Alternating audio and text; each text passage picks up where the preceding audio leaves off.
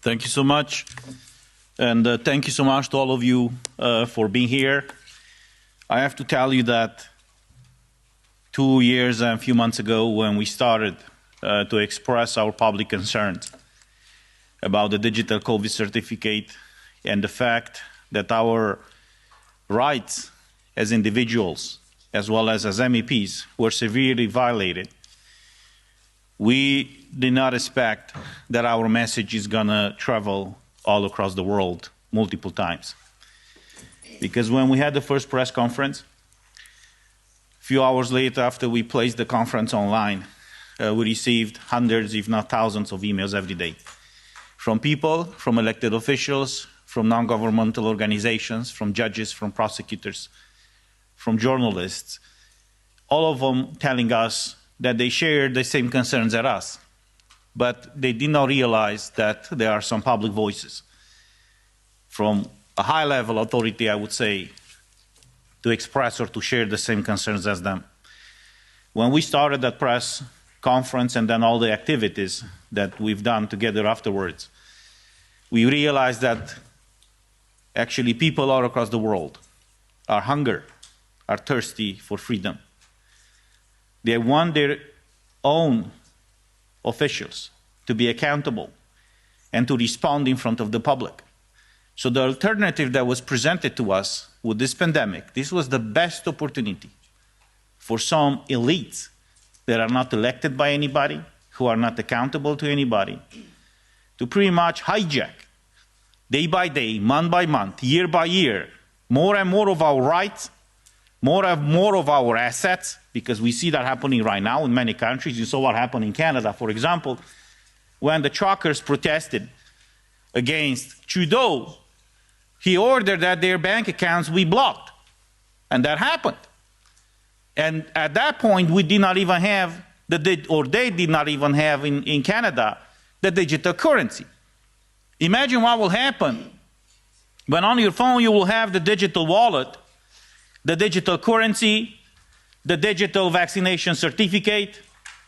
So we saw what happened.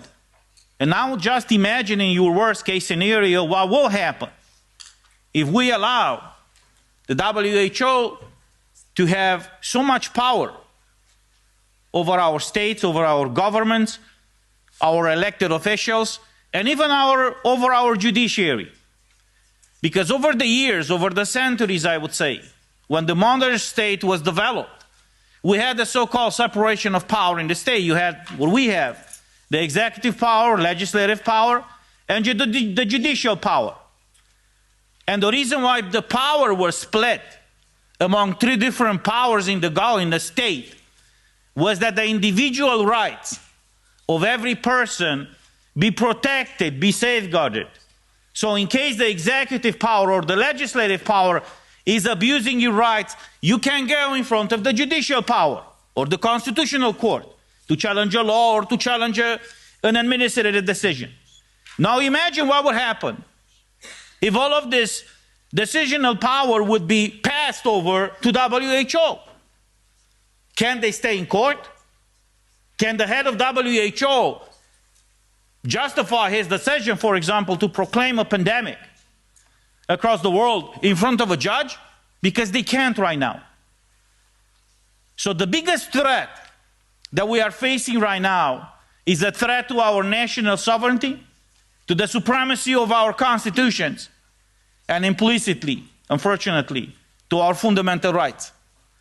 Because if all of these powers that were granted through our constitutions to our national institutions or authorities will be handed over to a global institution that is not accountable to anybody, who is led by people who are not elected by us as citizens, then we are done with our rights. Because they can easily just pass a decision, or whatever you want to call it, to declare a pandemic. Once that is declared, the governments can impose draconian restrictive measures, and you will not be able to challenge that. In Romania, for example, the country that I proudly represent here, During the pandemic, there was not an official document, an official act released, submitted by any Romanian governmental agencies to declare Romania a pandemic. So there were people challenging the pandemic in court. And the government came and said, well, there's a press release from WHO, and based on that press release that says, well, as of tomorrow there's going to be a pandemic, we behaved in a certain way. So imagine a press release played the role of implementing or calling something a pandemic. And we did not even have the treaty that they are talking about. So I'm glad that all of you are here today. I'm looking forward to sharing with all of us and with all the Europeans your insights. And I'm looking forward to working with you, not only to support all the initiatives that you have, but also to make people of Europe aware that in 2024, in the month of June, for the European parliamentarian elections, they have a very clear option and choice to make. Freedom or tyranny.